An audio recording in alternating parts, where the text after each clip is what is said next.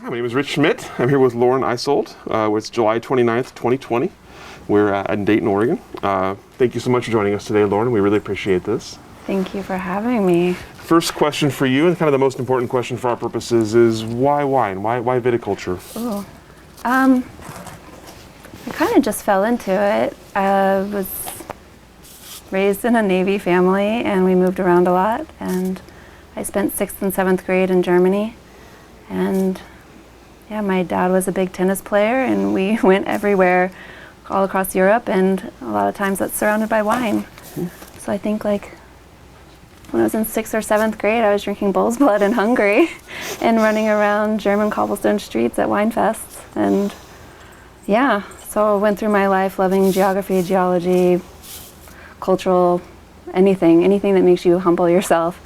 And I've ended up studying a couple different things in college and ended up with geography and map making, and somehow did my thesis in ecology of the Pacific Northwest from Virginia, and I just really loved it. I did a lot of Columbia Valley GIS map making and following salmon with the dams and everything, and didn't know what to do after college, so was gonna move to Germany for 2 months to pull leaves, and it ended up being 3.5 years. Yeah, so I ended up getting my education, a postgraduate viticulture enology degree over there, which was incredible. They don't really have systems like that here, where you work with a vineyard winery for about a year and the marketing as well, and then after that you go somewhere else and you have theoretical training once a week. Interesting. Yeah. So I really was hands-on, and in harvest you're picking and then you're going into the cellar, and in the summer I was out there not speaking German for a little bit and learning it really quickly. They thought I was shy. They were right, but they thought I just was really quiet. Yeah. So that just turned into a love, and I fell in love with Pinot actually in Germany. I was in the Southwest. So I loved Riesling, and everyone I went to school with was pretty much a man or a male who grew up in the wine industry, spoke German, and they had a farm at home. They had their own situation. So I was an anomaly over there, it felt like, and they kind of just took me in. And every weekend, people had to go home and work with their families, and I would go with them sometimes, and just got to see a lot of Europe again in a different way. And yeah, from that I loved Riesling so much, and then I fell in love with Pinot because where I was about 60% red growing. They said it was great for potatoes. So it's not for Riesling but potatoes. And I really loved music, so I decided You have to keep going. But yeah, I ended up realizing you could travel a lot if you went into production. So I love the farming aspect so much, and being able to have to do everything while you're there. It just really kind of lets you know what you think you want to do a little bit more, even at a young age. And I had the world kind of available, so I could travel and work somewhere long enough to make enough money to get to the next place. So I fell into production a little bit, just to travel. Did a little bit in South Africa, Virginia, California. I don't know. It's probably enough places. So I'm gonna back up for a second. We'll get to those travels because I'm curious about that. But backing up, what prompted the interest in the Pacific Northwest? Why were you studying that in school?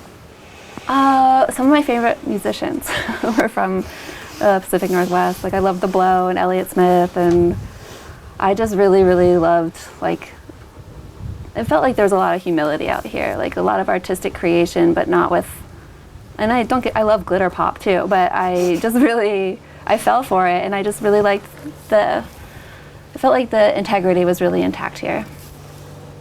And I carefully selected a wine growing region that had a city that had bands coming to it, and I thought Portland was really close comparatively, and it's not. It's not. I tried to do the Portland commute for a long time, and yeah, I worked at Belpont for I don't know, almost a year, and that drive was insane. But you gotta have that Portland nightlife, You gotta get those really good nachos after work. So I'm curious, as you mentioned, you kind of went to Germany on a whim after school and ended up staying. What about the work attracted you initially? What did you enjoy about the work in the vineyard and around wine? I think I loved the culture. I really loved how it brought people together. I lived a really big part of my life which just got broken up thinking that no one didn't like wine. And I felt like it was a really uniting factor for everyone. You could completely have adverse opinions about so many things, but if this tastes good to you and like you feel like a better person when you have a sip and communal, like I admired that a lot. And the wine world's changed as I've learned more about it, and there's a lot of political everything about everything, but I really appreciated that, and it served me for that time. Yeah. So as you set out to travel from there, how were you deciding where you wanted to go? What was it about the regions you traveled to that appealed to you? It was mostly where I had friends or where I had a connection. Yeah, a lot of times when you're young and traveling, you'll meet someone who just came from somewhere. Or one of my best girlfriends in Germany, she came and did an internship while I was there at one of the wineries I was working at, and she was half Austrian, half South African. So that inevitably, she's like, here's my top 10 list of where to work in South Africa. And I was like, cool, I'll see you in a month. And I get there, and it's like a winery on a beach. And like, I walked into like crystal lakes, and it was just like, where am I? I was running with baboons because I thought they were my friends. I was like, no, they want to kill you. Like, okay, I made it. I lived through that. A lot of situations where after the fact, you're like, oh, that was lucky. And then Yeah. what brought you back to the United States?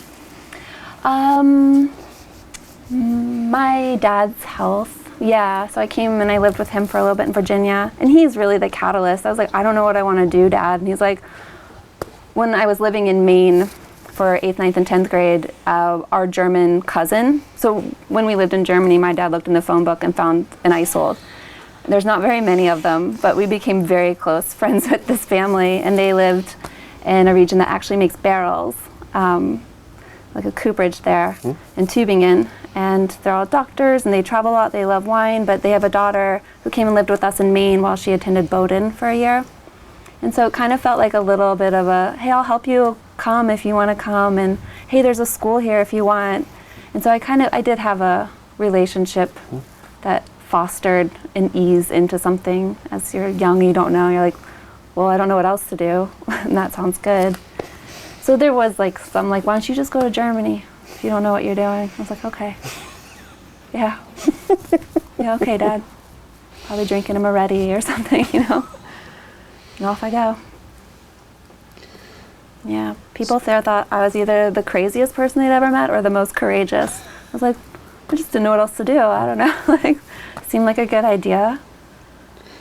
At what point did it start to feel like it might be more than just kind of a phase? Like there might be something you wanted to actually do for a while? Yeah, maybe last year. Okay, that recently. No, I love it so much. I took a break in 2010, I left Belpont and followed my now ex, but he was my partner at the time, and he got a job in Sonoma. And so I left Belpont, decided to move down there with him. We moved to Sonoma. I really, really was turned off by production down there. I worked at Acacia. And there's nothing wrong with that place. I understand now more the markets and what that is, but it didn't really feed me. And so I left that and ended up working at a really cool farm called Green String Farm, and it's owned by Bob Klein, who owns Klein and a couple other vineyards down there, but it's all about the string theory, physics, and how you can farm beyond sustainable, beyond organic, growing for Chez Panisse and like really high-end restaurants, like ethereal food by the moon, you know.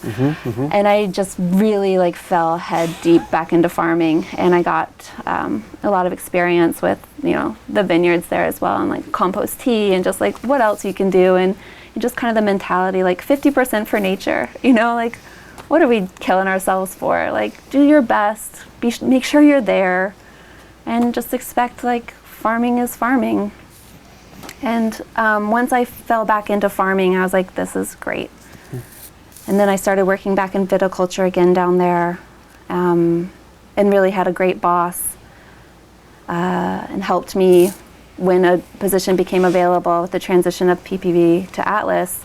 I applied for a Vit Tech position, and from Sonoma I got the Oregon one, and I was really happy about that. And at that time my ex moved for me back up here, and we just kind of bopped around and lived on different CalPERS properties that were like 1-2 being sold off as we lived in them. Yeah, and started a little family. And just like, you know, sometimes you work because you need a job. Sometimes you find joy in that job, and that's the goal. And I loved being able to nurture my team. Like after all the properties sold with that endeavor, it was me. I kept 2 of my favorite guys that I could keep and an office manager. And the 4 of us started, and we grew that back up to like 100 people and 800 acres. And like that for me is really soul feeding, to see people being able to come to work, feel satisfied with what they did for the day, communicated, respected, and go home to their families safely, and, you know, grow some really great fruit on top of it. Not everything has to be so cutthroat all the time, or like I just love the collaboration of like the open-mindedness, and just when you find the right people who are like, actually I don't know, let's talk this through. And you're like, thank you, like let's talk this through. Yeah. All right, I want to get back to that because that's really interesting to me. I want to hear more about that, but I want to back up just a second to production. I'm curious about, you start with viticulture and you get into production, and then you kind of fall out and back into viticulture. I'm curious about what about each kind of appealed to you? What about production? You mentioned production for travel, obviously, to start with. What about the actual process appealed to you, and what made you happy to get back to farming? What was it that you kind of missed? The sun. I love being outside so much. It was really hard to be, oh gosh, I get chills thinking about being locked in a cellar so much right now. I do love the process. I do love some of the people who are able to sustain cave life. It's, for me, it just, I can't tell what I've done in a day. It's like, oh, I just took 8 hours to like move one tank to another tank. Like, it's really unsatisfying for me. It's like, you know, when you clean your bathroom, it takes 15 minutes and it looks amazing. But it's like, if you've got this world of process around you, it's hard to see unless it's in a bottle, which I also really don't like doing, is bottling. No, and so my ex and I, we started a wine brand, and that really, you know, that turned me off a lot too. Yeah. Small wine brands are tough. Yeah. And yeah, but I don't want to talk about that. Okay, we won't ask about that then. Yeah. I don't think anyone wants to hear about that. It's like, it's a shitty situation still. Yeah. But wine, it's nice. I like the estate type situation where you're able to grow something and follow it all the way through to bottle, and like really work with someone you trust in a cellar that's able to kind of see the work you put in and kind of hone it in and guide it the way you guided it into what it eventually becomes. And I love drinking wine. Like I love the story that you tell yourself when you're drinking it of like how it was grown, that probably people who don't grow don't get to tell themselves. You know, like people who marketing, they probably tell a different story when they taste something, and I just think that's kind of cool. Yeah. I do appreciate wine. I do.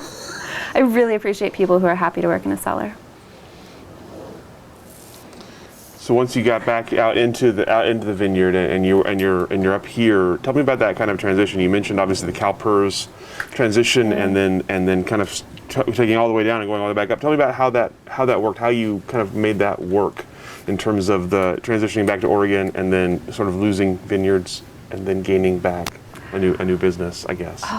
Well, I loved Oregon. I didn't really want to move when we moved, but I was excited about the opportunity, and I was like, well, I'll give it a go. And, you know, I kind of fling myself into things just being like, I'm pretty sure I'll land on my feet. Like, I don't know. If not, then I won't remember it. I'll be dead. My kids don't need to hear that. Yeah, so I was really eager to move back up to Oregon. It was like a game to play. It was like, this would cost this much in Sonoma. You know, like, like it was just really like, felt like a place you could grow, set roots. There was a little pioneering that had happened, or a lot of pioneering that happened before, but there was still room. It felt like there was still adventure to be had up here. And I felt like the mindset of people involved in the valley, in the growing, in the industry up here were, you know, coming at it not so much always from a business perspective, but out of like true passion and love and like expecting hardships and constant growth. Nothing had seemed completely figured out, and I really appreciated that. The humility of knowing things will consistently change and grow and be what they're gonna be. If you wanna nurture it, then that's awesome. So being up in Oregon was wonderful again. I was in a position that I worked with Ken Kopperman, who I think the world of. He's incredible. He taught me what a really good manager, leader looked like. He was a real fan of like spoon feeding people and like not expecting them to know the answers or intimidate them if they don't. And I got to learn so much in about a year and a half before things just really started selling.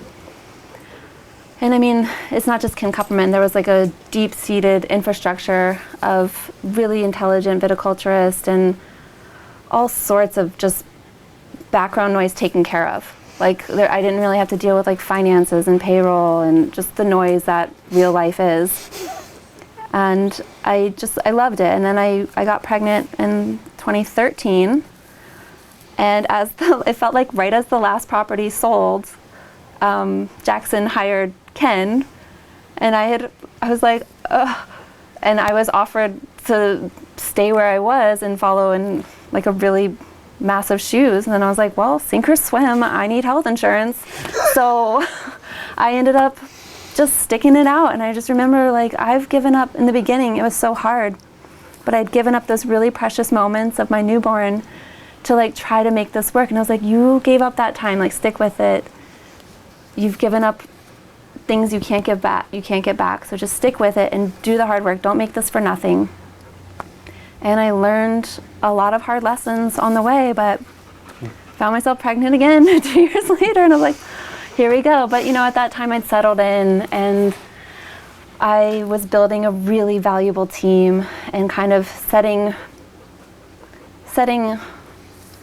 a work-life balance for me, hiring the people that could be where I couldn't and that I trusted and that respected the choices we were making together. And you know, that's really valuable to have a team that you can work with like that. And yeah, so. It's a lot. It is a lot.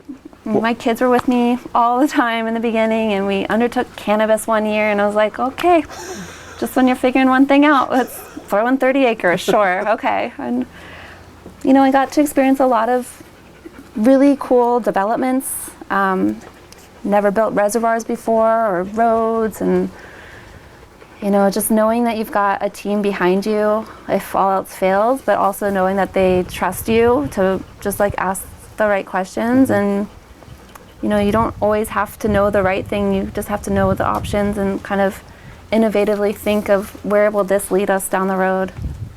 What disaster will come from this? Should I think one more night on it? Or nope, it's gonna burn, do something now. You know, like sometimes it's a luxury to have another night to think on something. But yeah, I remember I was planting the first vines at a property in Independence before the crew got there. It was like, block 1, here we go, and just throwing up so hard from morning sickness. And so like parts of me are literally in vineyards I planted, and it's like really cool feeling, you know, to put that much love and effort into something and just watch it prosper. Yeah, I miss that role a lot, but it's a lot calmer now. Yeah. So what were the expectations as you stepped into those shoes, as you stepped in and kind of stepped up? What were Atlas's expectations, and what were they hoping from you, and how did you build that company and that acreage? I don't know what they were hoping. I mean, I think they were hoping to grow Oregon, the branch here. It's a pretty California heavy acreage profile. I I asked that myself a lot, like, why me? Like, I know proximity, I was there, I knew the acreage or whatever was left. And I really admired that they hired from within where they could. And that stuck with me a lot. I don't know, they said they just believed in me. And I was like, well, all right. I don't know, I kind of feel like I'm in those situations a lot. Just throw something out in the wind and, just have enough wits about you when you're flapping around to try to at least land on your back instead of your head if you're not going to make it on your feet. I was a soccer player, Okay. so I've been hit in the head a lot. But yeah, like sometimes you just have to go for the ball and like you can't back off. I love running now too. If I fall, I fall. But anyway, I don't know. I have an older brother too. Yeah. You mentioned kind of watching Ken and learning from him. What were some of the first steps you took when kind of assuming that leadership role? And what were some of the initial challenges outside of obviously being pregnant? What were some of the initial challenges with kind of getting things off the ground here in Oregon? Oh, wow. Well, there's so much uncertainty of like what we were going to farm. Can we maintain what we have? A lot of people still saw it as a California company. So, just being a local and speaking the local language and kind of having the same mentality.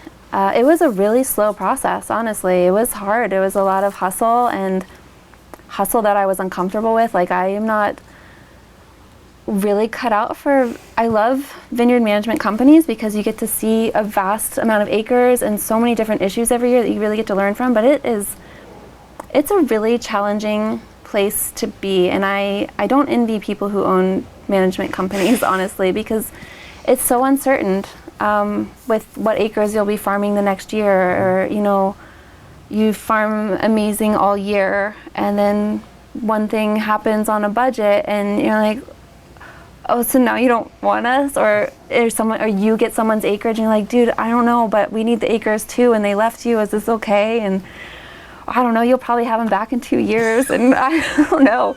But just, like trying to keep a team to be able to pay for their family's needs and like keep everyone employed, and the cyclical nature, just like an organic estate, it seems like the dream. And I think that's really cool about St. Joseph is they farmed all of these acres for some of them like 20 years, I think this one. And every year it's the same clients. We've grown a little bit this year. But most all of the wine gets made by Michael. So Michael Lundeen, he makes his own wine. He makes Walnut City wine, but he also makes a lot of custom wines. Mm-hmm. And almost all of that we get to grow. So I'm getting a taste of what that's like to farm for someone who actually is like, well, what do you think about this? Because this is what it's going to turn into, is my hope, and like kind of catering towards that, and just like a really, really great, humble person. Yeah. But it's a lot of weight to be responsible for everyone's well-being and be the right face for someone, or you've got to have a lot of experience under your belt to be taken serious, and I didn't have that at the time. I mean, this is I think my 17th year growing in a way, but like you've got to, a lot of people have that bravado, but I've been knocked back by Mother Earth so many times to not kid myself that I've got the answers. I've got a toolbox that I can go back and look into, and really, really great network of people. And yeah, it's all about collaboration here, which I love. So I'm curious, in a vineyard management role, what as you're building those relationships, as you're looking for places that you're going to farm and you're going to be in charge of, what were you looking for? Is there a certain location or type of vineyard, type of client? What are you looking for, and what are they looking for in you? How does that relationship happen and build? Well, you look at where your team is from, for like where you want to be and where you can get your crews in, or your tractor operators. And so that was a big one for, as we were small, to kind of grow organically around where we wouldn't be asking too much of our team and where we knew we could get the work done. You always want someone who can pay their bills and kind of lets you do what you're good at. It's tricky when, some people, I love collaborating. I think I've said that already once or twice, but I have a really hard time when you come up with and I plan together and then it changes and then you get blamed for it later, so it's just like, I don't really, for a while it's just like you need acres to be able to pay people, and you don't get your pick. Ideally, you want someone that you're really proud to work for that shares the same ideals and philosophies of how you would personally grow if you had your own land. But sometimes you don't get to do that, and I learned this from Ken, is like always make your recommendation and then do what they want. And that's really hard, but once it was like spelled out like that, I was like, okay. And the dream is just to have my own place sometime. Not winery, but vineyard and have a farm. Yeah. Acreage, they come and go, but when you can hold on to it and when you really believe and you love the fruit and you get to know those vines, and yeah, that's, yeah. Did that answer that? Okay. Tell me about your sort of farming or vineyard philosophy and maybe how it's changed over the years. How do you farm and how has that kind of evolved as you've evolved? I've always been pretty earthy. I always feel like sometimes more is just, it's too much. Less is more. If you're really in tune and you're just there. I love that Miranda July book, Being There. If you're there, you see things, and you can be so much more proactive than reactive. And the farmer I want to be is one that's there so much more. So I'm constantly trying to be as available as I can and just see everything right before it happens. And that's always the goal. I really love actual organic farming. I don't like organic when the lights are out or grocery store organic. And not like the greenwashing. I'm not in it for a certification. I don't like the propaganda around organic or biodynamic. I respect the actual work. I can respect anything if it makes you a more viable contributor into working towards what you're trying to get plants to do and soils and the whole realm. Yeah. Yeah, so I do farm a lot of live sites. And I really respect live. I feel like it's been the catalyst to get people to understand that there is an ease into becoming more green. I think they've got a nice toolbox for farmers who have an economical threshold of a livelihood to keep up. And I think you get a lot of value out of the people involved with live in the community, and just it opens it up to an even playing field of this information is necessary for me to get quickly because I've got a problem, and you've got the most brilliant minds in the valley able to chime in. And I really do respect live. I know a lot of organic BD people have a hard time with it because of regulations of what they allow now, but I know firsthand that a lot of those hot topics are, you have to be careful with how you deal with them, and it's always it's the nice spoon-feeding baby steps into a better tomorrow. It's let's get a hold of what the problem is right now and slowly back away, no knee-jerk reactions. But yeah, I mean, my own garden at home is all organic, and whenever we can, we make the best choice we can. Yeah. And people are really amenable to that now. It's becoming so much more mainstream. And yeah, just culture is knocking on that door more, so it makes it easier for people. We always follow what's ever relevant, and we're all cows in some way. Just fine, I love cows. Don't eat them, but I love them. You've talked a couple times about the toolbox. We hear a lot about this from vineyard people. You have this toolbox, and then obviously organic farming makes that a much smaller toolbox. So tell me about balancing that with learning what you can do and how much more or more often you have to do things to maintain organic and to be proactive versus reactive? I think it's very site specific. I think you need to make sure the way you lay out your vineyard and just where everything is falling, you just need to make sure it's the appropriate choice for your vineyard. You don't want to inoculate the valley with mildew. I mean, if you can help it, if it's an uphill battle, maybe you shouldn't plant there. Yeah, I think the toolbox is kind of commonly used in the vineyard world. You're right. I don't say it very much, but it's like it gets the point across. It's like there's like the wheelhouse and there's the toolbox. And I can't remember. There was a podcast I was listening to where they were trying to break down the difference of the two, but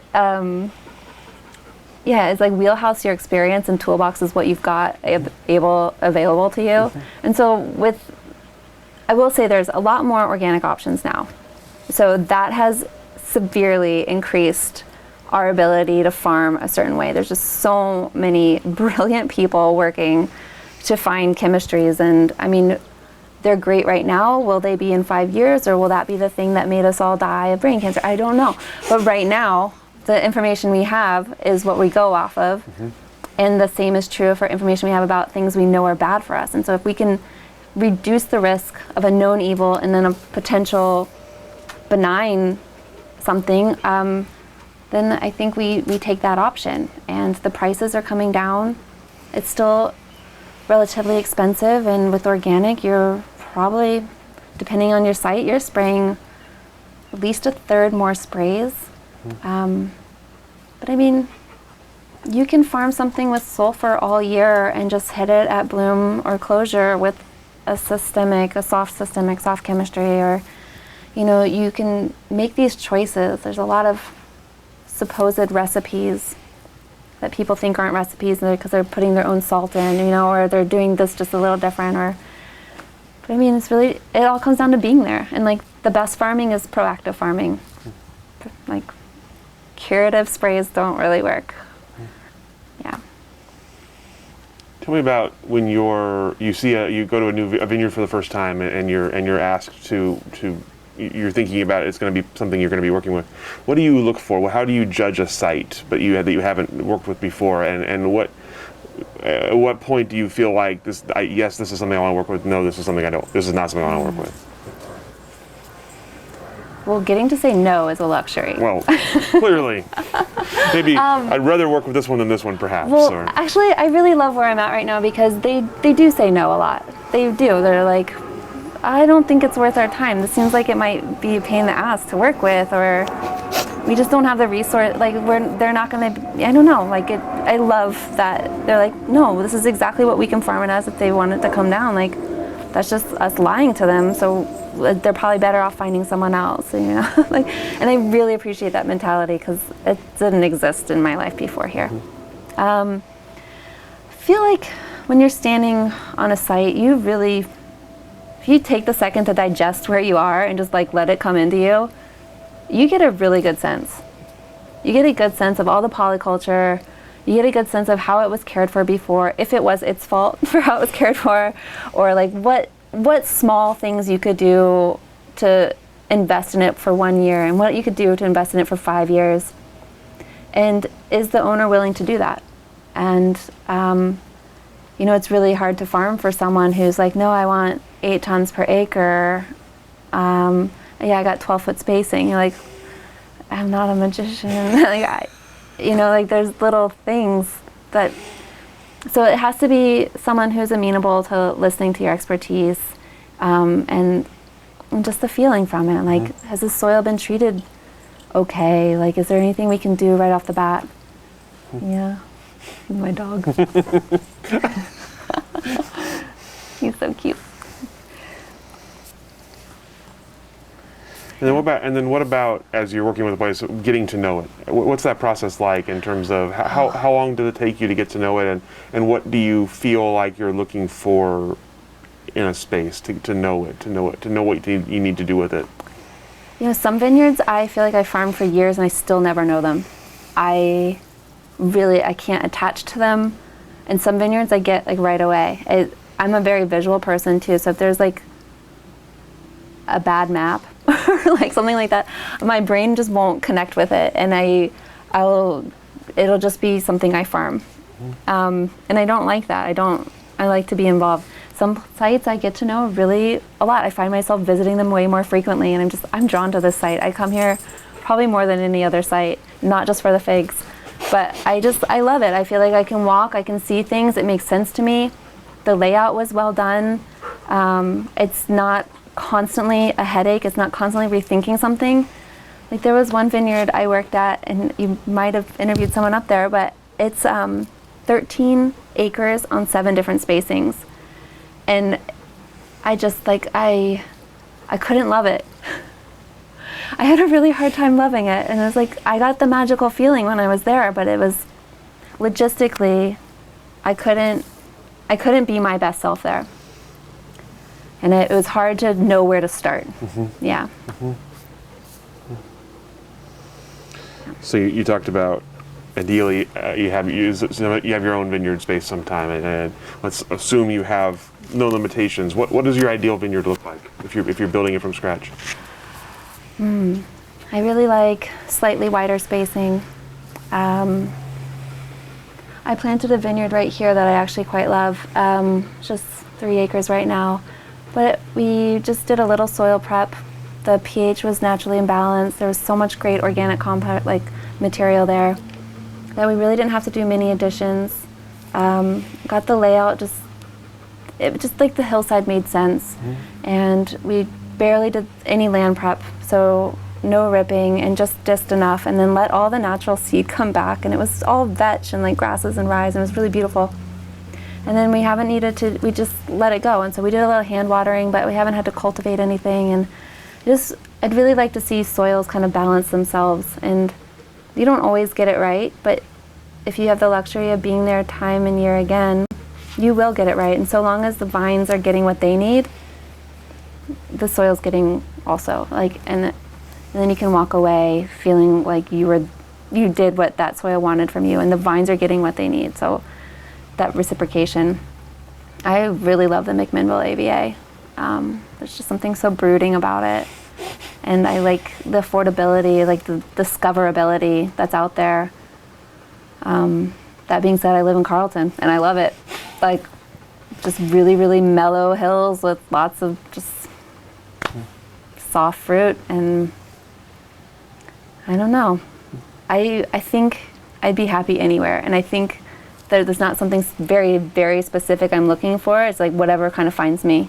I wanted a dog, but I didn't go look for a dog. This dog found me about a year ago, and that's kind of how I feel like it's going to happen. But I would love definitely organic, nice wide spacing, lots of polyculture, just really, really healthy soils. And I'm not crazy into like the oddity plantings, but I want to experiment with a couple different things, and I was able to put some fun stuff in some places, and I want to keep doing that. I'm not like anti-Pinot at all. I'm not anti-Chardonnay. I love them. They're just incredible, but there's just like a lot of exploring out there. And I know I'd be reeled in, and I would probably plant at least half to, security, but yeah. Yeah. You mentioned polyculture a couple times. It's a term that we've heard a lot more lately when it comes to vineyard, like sort of layout and design. Tell me what you mean by that, and why it's important to you in a vineyard. Ooh. Well, nothing exists on its own. You need so many things that work together far beyond my simple understanding of it. I love people who specify their life work into one aspect of it, and I kind of pick and choose the little pieces that I pretend I understand. But when you see it working together, you can't deny it. So just the variability of what exists, and not killing off things that are supposed weeds or pests. Like, we all work together. It's like when you think you've made a mistake and it turns out to be something that really promoted your life in a positive way. It's like, why do we suppose that this is a negative thing? Why can't we have it all? I love permaculture. I can't do animal husbandry. I'm not cut out for it. But I love people who can incorporate that into their world too. Yeah. had a lot of goats in my life. It's too much. You talked also about like kind of different types of grapes other than the sort of classic Pinot and Chardonnay. What other grapes are kind of exciting to you right now? What would you like to see more of, or like to dabble in yourself? Well, I love a lot of the heritage clones as well. I'd love to see. Well, I mean, I could spurt off a few, but I don't know if it's something that I'm going to feel tomorrow. I'd love to see more Sauvignon Blanc and some Chenin and even Syrah. I think we could do it here. I mean, it all comes back to sight. You can't just be like, I had this bottle last night. It was great. I've got this acre. Let's try. Like, you need to think things through and not be secure in your answer, but like to be willing to try. And those aren't necessary oddities. I love what people are doing with Gamay and Aligote right now, but I don't know what the market's going to lean towards. I mean, those are the things that people just can't get their hands on fast enough right now. I was lucky enough to plant a 20-acre all Chardonnay vineyard with like 7 different clones of Chardonnay, and I love that. And then I got cold feet right at the end, and I put in an acre of Pommard. I was like, what am I doing? And he let me have free reign, and I loved it. And then I just got so like, it's very cool. But I don't know. I feel like I want the long leash so that I can rein myself in. Yeah, and I want, I don't know. I would love lots of trees and fruits and gardens and the intermingling of them. And yeah, I mean, you just want a place that's safe for your kids to walk through. Yeah. So tell us about sort of your current project. You brought up Michael Lundin earlier and kind of the project here. Tell me about sort of how things have changed for you recently and simplified for you, and what your project is now that you're working on, or how you describe your current project. I went through a revamp in my life. I got rid of a lot of bad things all at the same time. And I really took a good look, and I thought about leaving the industry. I thought about what else do I really enjoy doing. I love running and yoga, not super lucrative. But it kept coming back to viticulture. I was like, am I really ready to walk away from like 15, 16 years of something? That's a lot. That's a lot of comfort and just like having something in your back pocket to fall back on. And I was like, well, I know I never want to be a vineyard manager again, because to me that represents starting crews, all the coordination of managing people. And I love viticulture, and I have worn that hat for so long. It's like, what do I really want to do? What has the best work-life balance in forms of a title, and like what I want to see with my life? I decided I'm not going to be a vineyard manager. It's like, it's a weird name, but give me something with viticulture in it. And so I think it's like viticulture operations manager right now, which is basically a vineyard manager. But I don't have to start the crews. Mm-hmm. I prep everything the day before and check in with them, and I answer my phone whenever it rings. But I don't have to be there, and I can be with my kids, and that was the most important thing. Like when everything kind of I was removed. Like the one thing I still had was my kids, and I was like, I am a mother. Okay, how can we make this work? And I really think a lot of people discount work-life balance, and I don't agree with it. I don't think people are going to remember you by how hard you worked. You know, I think people are going to remember if you were a good person, if you gave a lot back. Yeah, and like, I think you can work really, really efficiently if you're in a shorter amount of time.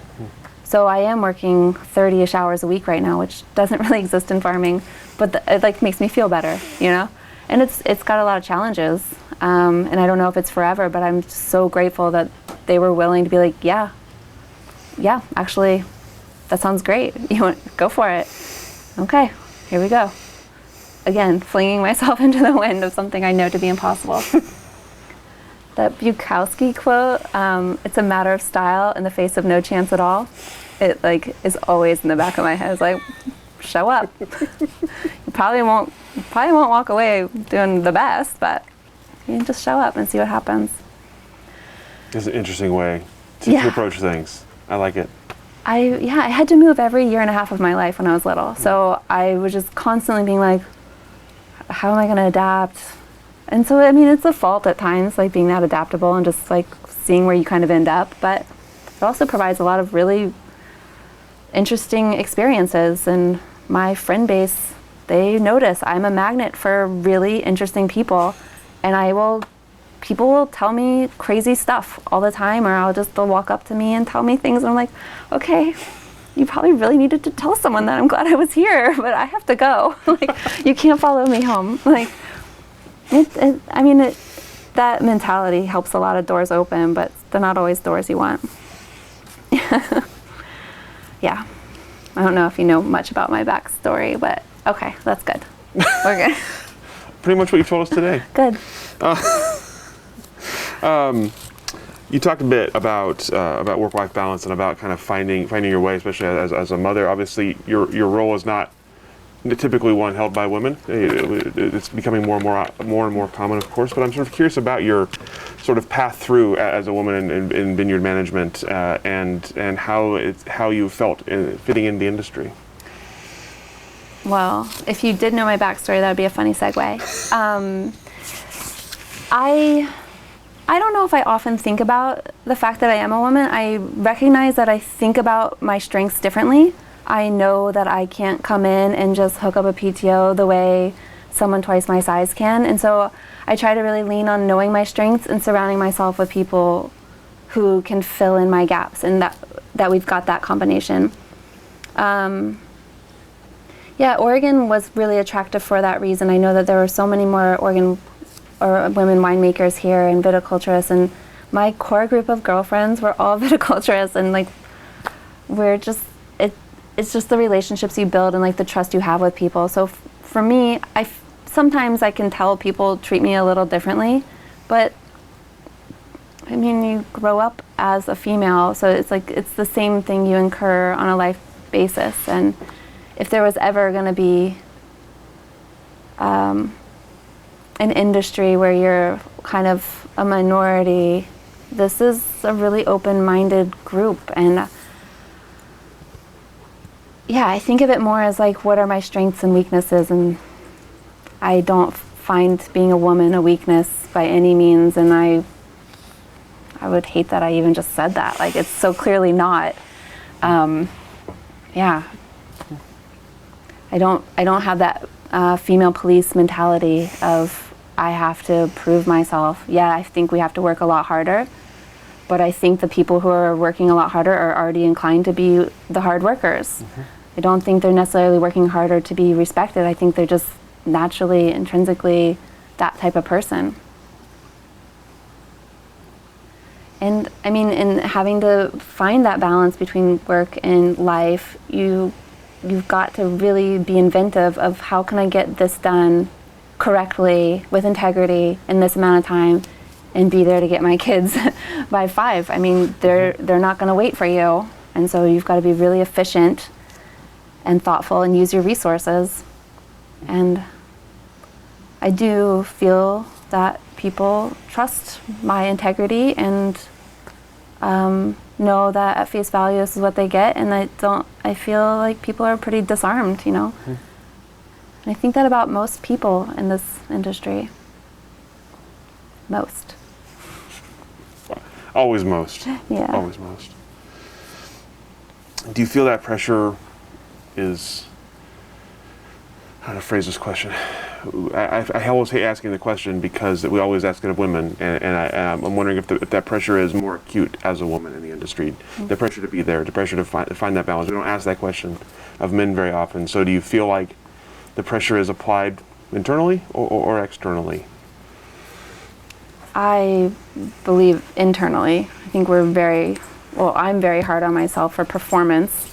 And I certainly put my time in to be where I'm at now. I gave a lot of myself. I was swimming upstream with so much work, and I mean, I had to keep it going or it was a failure, and I refused to let it be a failure because of what I gave up. And I think it was more to prove that I could do it. And I've been in many situations where I've forgotten that I'm a female. You know, like I feel like it's just human nature to want to feel satisfied with your work at the end of the day. And I just couldn't get to that point of satisfaction without really investing and playing catch up for a long time. And so I feel at a point in my life where it's like I have put my time in, and I think most people in their 20s and 30s feel that way. Like it's just common capitalistic approach, like bang, bang, bang, here's your pension, you know, go enjoy the keys. Like, yeah, so I feel I put my time in, and then I became wise enough to know that that was not a way of life I wanted. And I'm grateful I'm a mother, because I might be doing the same. You never know. But once you have to lay out your priorities and what really matters to you, that's a no-brainer. Like, this is what's here for me in the long run, and you know, I'd love to believe I'll still be involved in everything, but it's like, that's the unknown. Like, these are my children, and yeah, and they're cute. They are. That's how these young mammals survive, you know. Exactly. Exactly. So what are the differences you've seen in Oregon since you've been a part of the industry here? What's changed the most from when you entered to now in the industry as a whole? Or in any part of the industry, if it's viticulture specific or if it's the valley specific, what are the changes you've noticed? I'd say the sheer growth. I mean, I first moved out here in '08, so I feel like I really had just missed that wave of not needing an education necessarily to be in a pretty nice position. And so '08 was also the economic depression, and like a lot of people were cutting back, and it was kind of hard to find a position for anyone with an education at that time. And so I kept working at it and found some really cool spots. But just now I feel like there's just so many vineyards, there's so many brands, there's a lot of saturation. It feels, I still think it's special, but I feel like sometimes you have to remind yourself that it's special, because it's just, well, I mean, no one's been eating out lately, but when you go to a restaurant, it was like really disheartening to see Italian, Spanish imports whatever. But like when you're like, all these cool places are around here, why aren't we working with them? And I don't know, there's just so many people doing it themselves. I feel like it almost felt like you had to have a special invite to do it before. And now with campuses across the West Coast, East Coast, really cool viticulture and enology programs, I mean, they're making it available to people who never even knew it was an option. Like when I was in Germany, they're like, my friends in the US would be like, why aren't you going to beer school? Like, what, wine? They have wine over there? And I'm like, well, I'm not going to bratwurst school. Like, give me a break. I don't know. But it just, yeah, people don't know that there's options like these out there. Like, maybe not even that long before I was born, it was like teacher, doctor. Like, these are the things you think you can aspire to. And there's just so many cool things. What about as you look ahead for Oregon? What do you see the industry looking like over the next, say, 5-10 years? I think there's going to be a big focus on bringing it back home. Really turning inwards to what's important to us here, protecting kind of what we have and making sure we're doing the right thing with it instead of exploitation is my hope. I really feel that there's going to be a lot of investment into protecting all of the crops in Oregon and respecting them, and working together. We've got so much, and so many people who really care about what they're doing, and they're doing it at the top of their game and working together. I really, really hope that that's where this turns.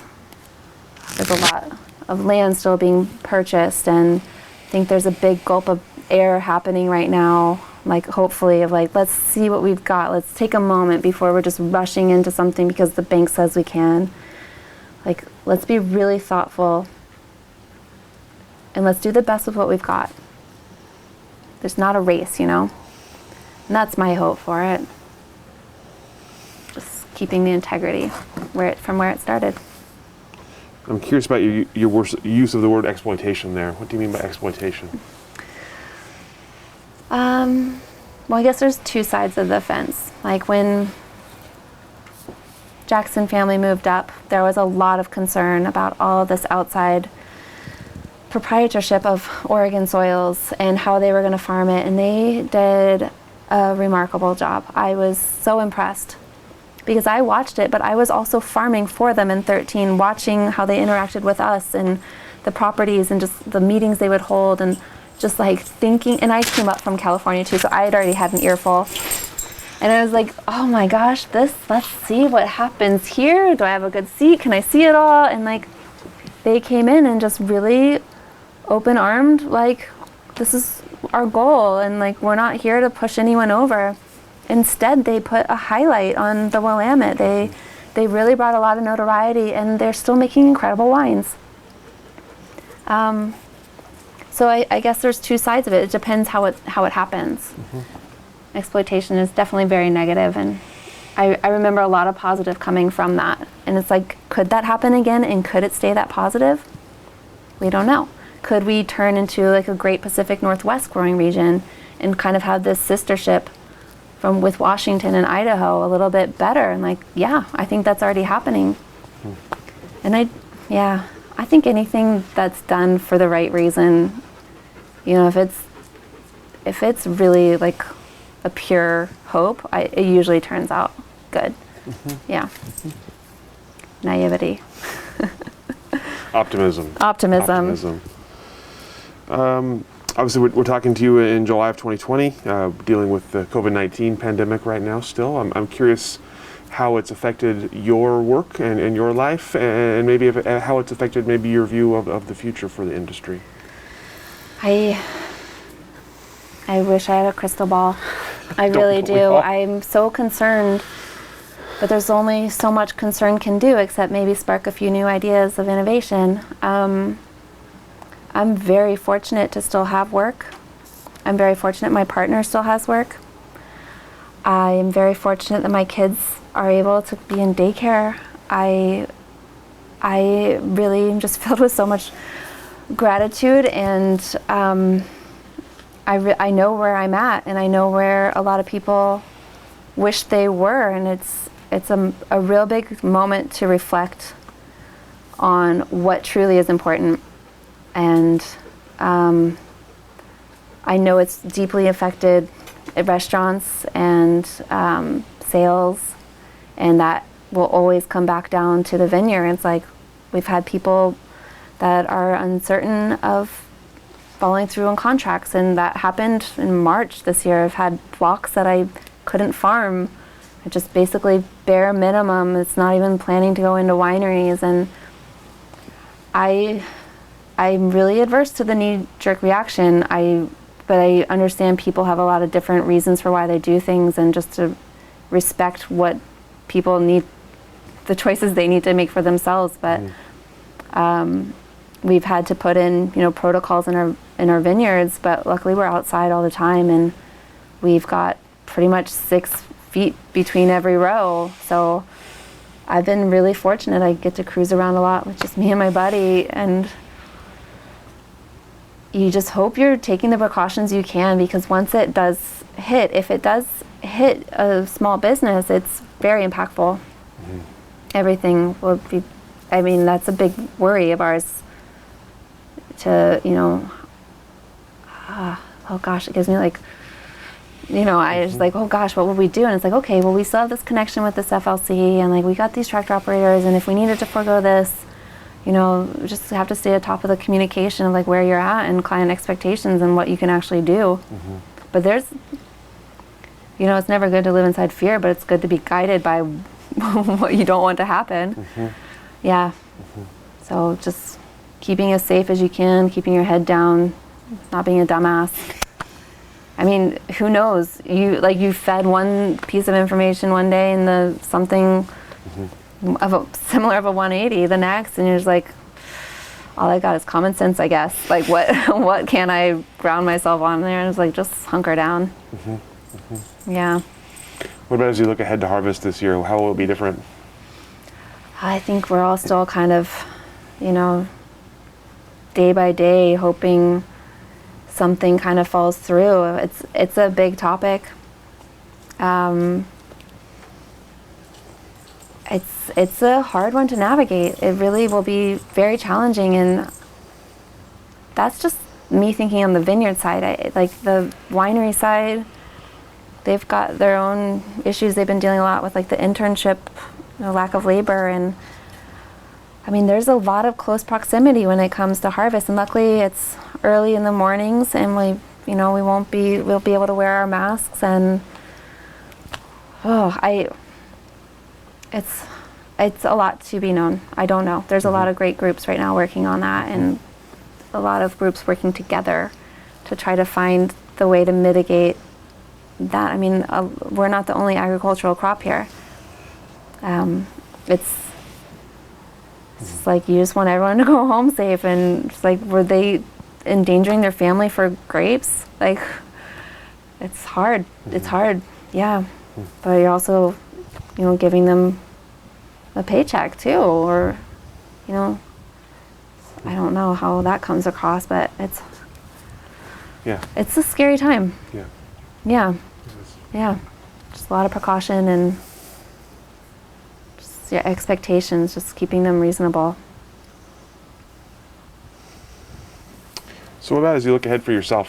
What do you see for the next, say, 5-10 years for yourself and for the work you're doing now? I'm pretty sure I've made the choice to not leave viticulture for this moment. I do love it. I get so soul fed. So I think I'll just keep growing within it. And it's really fun to watch people I met in 2008 and see them in like excellent positions right now, and just tell you how far they've come and be like, oh, that probably happened to me too. And I imagine the same will happen again and again and again. And, being a mother is a really grounding thing, and just watching, having to navigate around children and their needs, and vines and their needs, and just knowing when to give in and when not to. I think it's a constant learning experience, and I just hope to keep learning. I hope to never be bored. I hope for the opportunity to keep learning. Yeah, there's so much out there. It's crazy. Come here, buddy. If someone were to ask you about joining the Oregon wine industry today, especially, let's say, viticulture side of things, what would your advice be? What would your words of wisdom be? Just to move up here and be part of the industry? Sure. Yeah. Or if they're already here and they're in school, for example, or just wanting to join the industry tomorrow, what would you tell them? Do the work. Yeah. Nothing's free. Be an honest, transparent person. Be willing to learn and listen. And go take a bunch of classes with Patty Skankus. I want to take her classes every single day. And I'm like, oh man. Yeah, just there's so much available to learn here if you're just listening. I think this is a very inviting community, but don't expect to get ahead with no work. It's like it holds you to it. All right. That was a little hard, but that's okay. I like it. That's okay. People will need. You can't just tell them it's going to be simple, easy work. No, but I mean, people will help you if you're honest. People will help you if you ask them a legit question and come at it clear-minded and don't suppose to know the answers. Yeah. Is that unique here in Oregon? I think it's a bolstered characteristic of the people here. Yeah. I did spend time in Sonoma, Napa, so I feel like I had a taste of something very different. Even though this exists down there in small pockets, it's a different animal. It's a different beast. You can learn a lot down there too, but I don't get the cutthroat mentality up here. I get the, hey, if you're a person who like cares as much as like the vines need you to or the wine needs you to, you'll be just fine. It lets you grow with it. Yeah. All right. Well, that's all the questions that I have for you today. Is there anything I didn't ask that I should have? Is there anything we didn't cover today that we should have covered? I don't know. You reminded me that I said a couple words the same, like over and over again. That's okay. No, that's okay. Everybody does. It shows you what you're really thinking about. And what Yeah. it's all good. I don't know. It was great. Okay. I feel like I need some chapstick. Well, thank you so much for your time Thank today, you. for your stories, for finding this beautiful place for us to have this That's interview. nice. Thank you, Jim. And we'll go ahead and let you off the hook. Okay, thank you. Thank you.